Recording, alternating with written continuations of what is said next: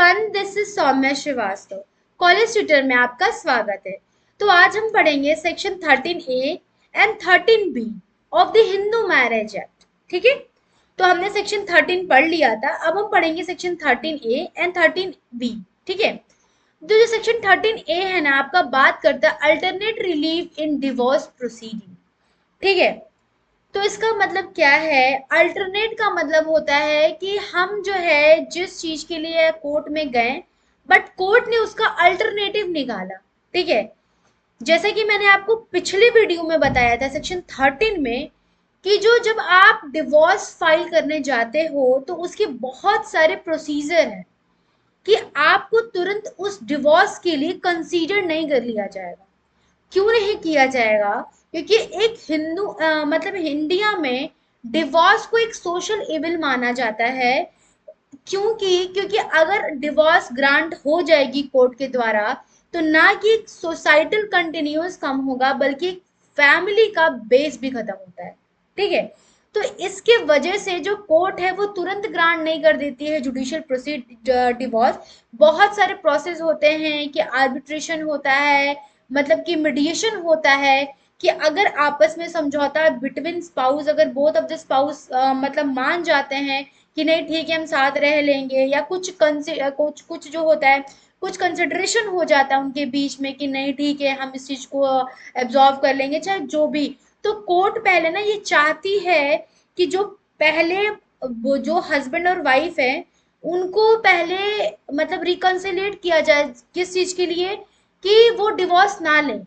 पहले उनको क्या करती है कोर्ट? कोर्ट ग्रांट करती है, जुडिशियल सेपरेशन ग्रांट करती है, restitution of conjugal right perform करवाती है, ताकि जो है अगर कोई भी चांस हो कि जो शादी है आपकी जो है वो बच जाए।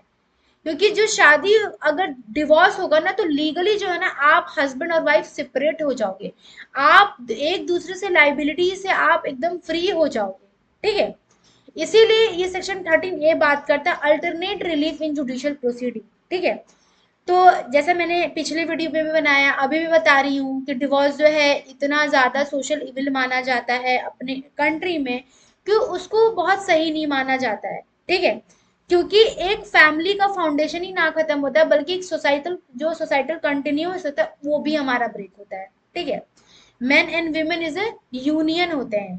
ठीक है, तो उसको ना ब्रेक करने की वजह से जो जो कोर्ट है वो पहले चाहती है कि शादी को बचाए।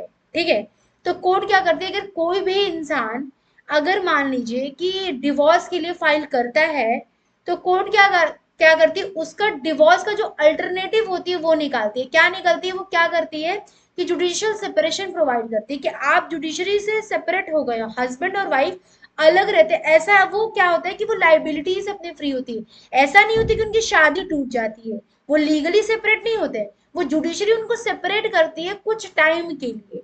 अगर उनको सही लगता है कि नहीं हम साथ मतलब कि अलग ही सही है, तो वो कंटिन्यू कर देते हैं, उनकी शादी जो होती है वो बची रहती है, वो शादी टर्मिनेट नहीं होती है। डिवोर्स में क्या होता है? पर शादी टर्मिनेट हो जाता है, आपका कोई भी रिश्ता नाता नहीं होता उस इंसान से। लेकिन जुडिशियल सेपरेशन में आप अलग रहते हो, आपकी लाइबिलिटीज आप फ्री रहती है, बट ऐसा नहीं होता कि शादी आपकी इंडो हो गई।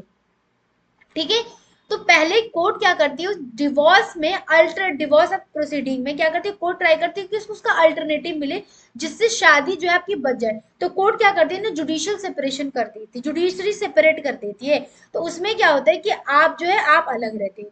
लेकिन अगर लगता है कि मतलब कि कोर्ट ऐसा क्यों करती है? कोर्ट को लगता है कि मतलब कि शादी बच सकती है, डिवोर्स जो है वो बहुत ही ज्यादा हार्श हो जाएगा, तो ग्रांट क्या कर देती है? जुडिशियल सेपरेशन करती है। ठीक है, एग्जाम्पल है, अगर कोई वाइफ है फाइल की डिवोर्स का on the grounds of cruelty, but court को लग रहा है कि ये क्रूएलिटी नहीं, इनसफिशियंट है।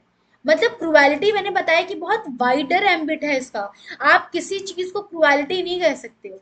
ठीक है, कि नहीं मेरे को ये खाना नहीं देता या कुछ भी नहीं करता, मतलब मेरे को पति उस स्टैंडर्ड से नहीं रखता, तो ये क्रुएलिटी नहीं हुआ।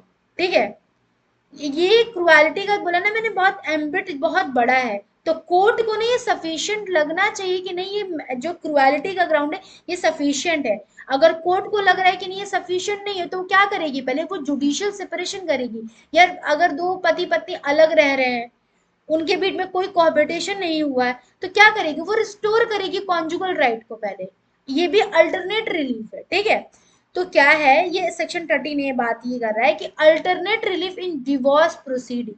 डिवोर्स की प्रोसीडिंग में कोर्ट क्या करेगी, डिवोर्स ना देके वो जुडिशियल सेपरेशन भी कर सकती है, जिसमें क्या है कि पति पत्नी अलग रह सकते हैं। और अलग रहने में अगर उनको लगता है कि नहीं ये क्यों कर रही है, इसका रीजन क्या है, कि हो सकता है कि जुडिशरी जब सेपरेट करे वो अलग रहने के बाद उनके दिमाग में कुछ आए और वो क्या करे, वो बाद में फिर से एक हो जाए। क्योंकि जब डिवोर्स हो जाएगा तो आप दोबारा शादी करोगे ना, आप ऐसा तो नहीं है कि फिर से जाके मतलब सब कुछ सही हो जाएगा। इसीलिए क्या करिए, जुडिशियल सेपरेशन हो रहा है, ठीक है। उसके बाद आते हैं सेक्शन 13 बी पे।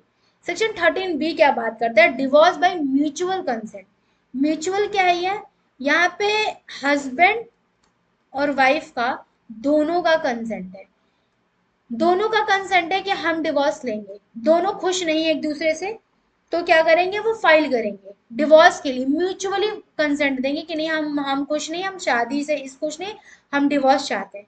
तो क्या करेगी वो, क्यों कब होता है, जब बोथ ऑफ द वाइफ जो वह है बहुत लंबे समय तक, क्या कह सकते हैं कि 1 ईयर से वो अलग है, तो क्या करेगी कोर्ट जो है वो ग्रांट कर देगी डिवोर्स। तो इसमें क्या है ना कि jointly file A petition for divorce. इसमें क्या है, हस्बैंड और वाइफ दोनों फाइल कर रहे हैं पिटीशन, किसके लिए, डिवोर्स के लिए, ठीक है। तो ठीक है, ये आपका खत्म हुआ, अब मिलते हैं नेक्स्ट वीडियो में।